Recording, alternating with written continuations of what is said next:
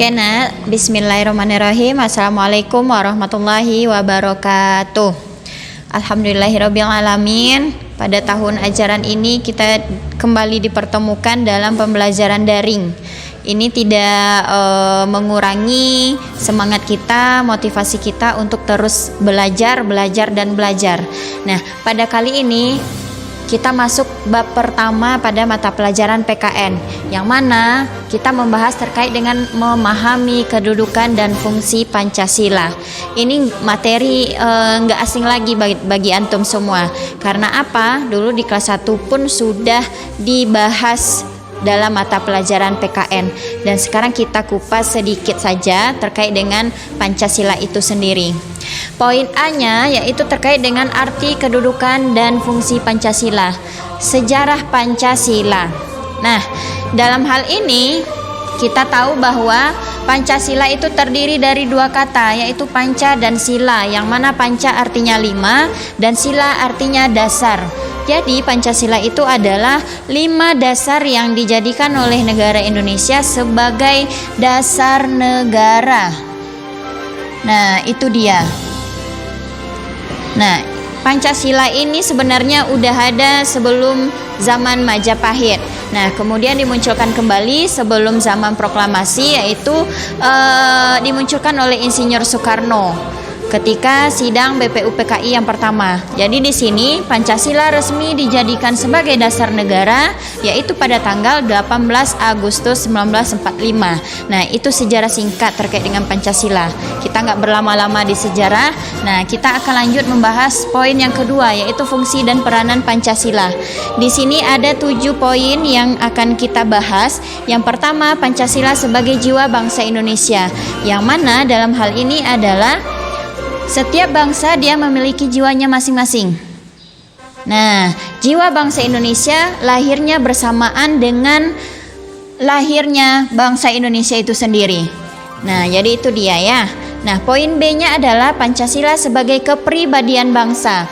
Yang namanya pribadi itu adalah sesuatu yang unik, sesuatu yang membedakannya dengan orang lain.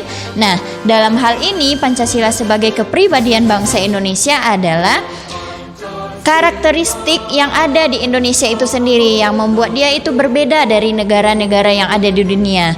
Nah, kalau kita lihat yang memiliki dasar negara Pancasila itu adalah Indonesia satu-satunya. Nah, itulah yang membedakannya dengan negara-negara lain yang ada di dunia. Lanjut, poin C adalah Pancasila sebagai sumber dari segala sumber hukum. Dalam hal ini adalah materi, muatan dalam undang-undang semuanya harus berlandaskan kepada Pancasila. Nah, mau bikin peraturan perundang-undangan, mau membuat aturan-aturan yang ada di dalam pemerintahan, itu harus merujuk, mengacu kepada Pancasila itu sendiri. Lanjut, poin D, yaitu Pancasila sebagai perjanjian luhur. Nah, kita tahu bahwa Pancasila itu bukan lahir dari Bim Salah Bim. Nah, jadi dia Pancasila tidak seperti itu. Tetapi Pancasila itu lahir berdasarkan kesepakatan, berdasarkan perundingan para pejuang terdahulu, yang mana para pejuang itu merupakan perwakilan dari seluruh rakyat Indonesia, dari Sabang sampai Merauke. Nah, itu dia Pancasila sebagai perjanjian luhur.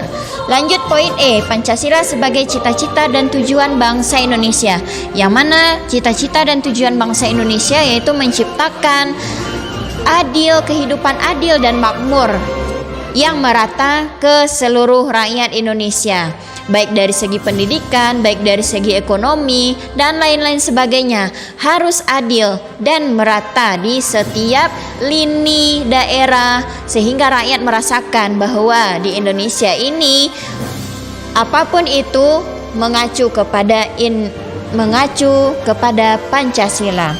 Lanjut, poin F, Pancasila sebagai satu-satunya azas dalam kehidupan berbangsa dan bernegara. Nah, dalam hal ini adalah azas yang terkandung di dalam Pancasila itu hendaknya, udah sepatutnya kita aplikasikan dalam kehidupan kita sehari-hari, sehingga akan timbul yang namanya rasa cinta tanah air, rela berkorban, dan lain-lain sebagainya. Nah, lanjut poin yang terakhir, G, Pancasila sebagai moral pembangunan. Nah, dalam hal ini Pancasila itu sebagai pedoman, acuan, rujukan dalam kita melakukan aktivitas apapun di negara ini, baik itu pembangunan, pendidikan, merujuk semuanya kepada nilai-nilai yang terkandung ke dalam Pancasila itu sendiri. Nah, jadi untuk sekarang bahasan kita yaitu arti kedudukan dan fungsi Pancasila itu ya nak ya. Yang pertama sejarah dan yang kedua fungsi dan peranan Pancasila. Mudah-mudahan penjelasan singkat Ustazah ini bisa antum pahami, bisa antum mengerti, sehingga nanti ketika tatap muka kita akan ulas sedikit-sedikit saja lagi. Nah, ini ya Pancasila terdiri dari Pancasila, yaitu 5 dasar yang dijadikan oleh negara Indonesia sebagai dasar negara. Nah, ini fungsi dan peranan Pancasila, ada 7 poinnya yang perlu kita pahami. Oke nak, nah itu aja ya penjelasan dari Ustazah pada kali ini. Mudah-mudahan pandemi ini cepat berakhir sehingga kita bisa bertatap muka di kelas. Nah ini Ustazah ambil videonya di kelas ya. Ini adalah papan tulis bagi yang kangen. Nah inilah papan tulis antum belajar sehari-hari di sekolah atau di kelas. Oke nak, jangan lupa ibadahnya ditingkatkan, selalu jaga kesehatan dan usahakan di rumah. Stay at home. Okay, see you next week. Assalamualaikum warahmatullahi wabarakatuh.